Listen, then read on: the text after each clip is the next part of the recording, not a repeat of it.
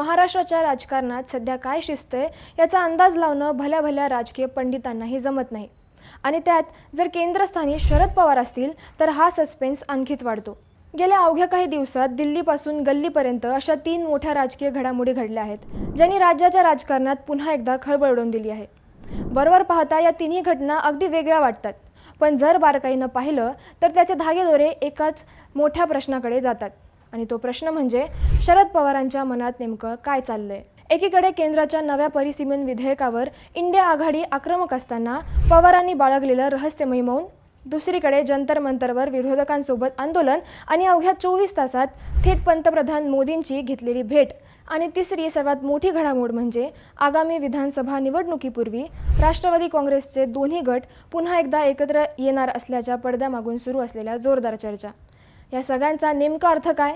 दोन्ही खरोखर पुन्हा एकत्र येणार आहेत का? आणि महाराष्ट्रात खरंच एखादा नवा राजकीय भूकंप होणार आहे का? या सर्व प्रश्नांची उत्तरं आणि या घडामोडींची इनसाइड स्टोरी आज आपण अत्यंत सोप्या भाषेत समजून घेणार आहोत। विषय राज्याच्या भवितव्याच्या दृष्टीने अतिशय महत्त्वाचा आहे, त्यामुळे व्हिडिओ शेवटपर्यंत नक्की पहा। नमस्कार, मी आदिती, तुम्ही पाहताय थोडक्यात। सध्या दिल्लीच्या राजकारणात सर्वात जास्त चर्चा आहे ती परिसीमन म्हणजेच मतदारसंघ पुनर्रचना विधेयकाची। सोप्या भाषेत सांगायचं तर देशातील लोकसभेच्या जागा वाढवण्याचा हा सरकारचा प्रस्ताव आहे, पण याला दक्षिण भारत आणि महाराष्ट्रातून छुप्या पद्धतीने मोठा विरोध होत आहे। कारण जर केवळ लोकसंख्येच्या आधारावर जागा वाढल्या तर उत्तर प्रदेश आणि बिहारच्या जागा प्रचंड वाढतील आणि आपल्या महाराष्ट्राचं दिल्लीतलं राजकीय वजन आणि ताकद कमी होईल। हे विधेयक संसदेत मंजूर करण्यासाठी मोदी सरकारला 2/3 बहुमताची मोठी गरज आहे, म्हणजेच त्यांना एनडीए सोडून इतर पक्षांची मदत हवीच आहे। इंडिया आघाडीतील इतर पक्ष याला कडाडून विरोध करत आहेत, पण शरद पवार मात्र यावर पूर्णपणे शांत आहेत। त्यांनी आपला पत्ता अद्याप तरी उघडा केलेला नाही। यात मोठा ट्विस्ट आणलाय तो खासदार सुप्रिया सुळे यांनी। जर सरकारने प्रत्येक राज्याच्या लोकसभेच्या जागांमध्ये समान 50% वाढ करण्याची लेखी हमी दिली तर आम्ही या प्रस्तावावर विचार करू, असं त्या म्हणाल्या। याचाच अर्थ पवारांनी विधेयकाला थेट विरोध न करता वाटाघाटीचे आणि चर्चेचे दरवाजे उघडे ठेवले आहेत। दुसरीकडे अत्यंत महत्त्वाची आणि भुवया उंचवणारी घटना म्हणजे मोदी आणि पवारांची अचानक झालेली भेट। एका बाजूला देशात नीट पेपर फुटी प्रकरणी आणि इतर प्रश्नांवरून विद्यार्थ्यांचं जंतर मंतरवर मोठं आंदोलन सुरू आहे।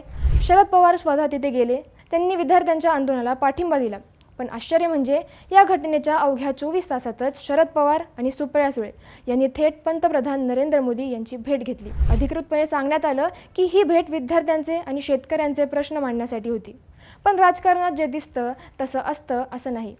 एकीकडे केंद्र सरकारला परिसीमन विधेयकासाठी विरोधी पक्षांच्या मदतीची गरज आहे आणि दुसरीकडे पवार साहेब थेट पंतप्रधानांना हसतमुखाने भेटत आहेत। या अचूक टायमिंगमुळे इंडिया आघाडीच्या इतर नेत्यांची झोप उडाली आहे। खुद्द खासदार संजय राऊत यांनी उघडपणे चिंता व्यक्त करत म्हटलंय की अशा महत्त्वाच्या मुद्द्यांवर इंडिया आघाडीने एकत्र निर्णय घ्यायला हवा, वेगवेगळी भूमिका नको। तिसरी आणि महाराष्ट्रासाठी सर्वात मोठी घडामोड म्हणजे राष्ट्रवादी काँग्रेसच्या दोन्ही गटांच्या विलिनीकरणाची पुन्हा सुरू झालेली चर्चा। अजित पवार यांच्या निधनानंतर दोन्ही गटांमधील चर्चा रखडल्या होत्या, मात्र आता दोन्ही गट पुन्हा एकत्र येतील अशा बातम्या पडद्यामागून वेग धरत आहेत। यात सुनेत्रा पवार यांच्या भूमिकेबाबतही राजकीय वर्तुळात वावड्या उठत आहेत। आगामी विधानसभा निवडणुकीच्या पार्श्वभूमीवर पक्षाची ताकद वाढवण्यासाठी काही नवीन राजकीय समीकरणं जुळवली जात आहेत का? हा सध्याचा सर्वात मोठा प्रश्न आहे। मात्र या तिन्ही घडामोडींचा अर्थ काय? एका राजकीय विश्लेषकाच्या नजरेतून पाहिलं तर शरद पवार हे देशातील सर्वात मुत्सद्दी आणि व्यवहार्य नेते आहेत। ते कधीच आपले सगळे पर्याय बंद करत नाहीत।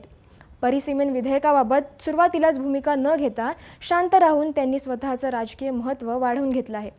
एकाच वेळी जंतर मंतरवर विरोधकांसोबत उभं राहायचं आणि दुसऱ्या दिवशी पंतप्रधानांशी थेट संवाद साधायचा, हे कसब फक्त पवार साहेबांकडेच आहे। इंडिया आघाडी आणि एनडीए अशा दोन्ही बाजूंशी त्यांनी आपले संबंध आणि संवादाचे पूल शाबूत ठेवले आहेत। अंतिम निर्णय घेण्यापूर्वी संपूर्ण परिस्थितीचा अंदाज घेण्याची त्यांची ही अनेक दशकांची जुनीच शैली पुन्हा एकदा पाहायला मिळते। राजकारणात कधीही काही घडू शकतं, पण तुम्हाला काय वाटतं? शरद पवार परिसीमन विधेयकाला पाठिंबा देतील का? आणि राष्ट्रवादी काँग्रेस विधानसभा निवडणुकीपूर्वी पुन्हा एकदा एकत्र येतील का? तुमचं मत आम्हाला खाली कमेंट बॉक्समध्ये नक्की सांगा। व्हिडिओ माहितीपूर्ण वाटला असेल तर लाईक करा, जास्तीत जास्त लोकांपर्यंत शेअर करा आणि अशाच अचूक आणि सविस्तर बातम्यांसाठी थोडक्यात या यूट्यूब चॅनलला सबस्क्राईब करा।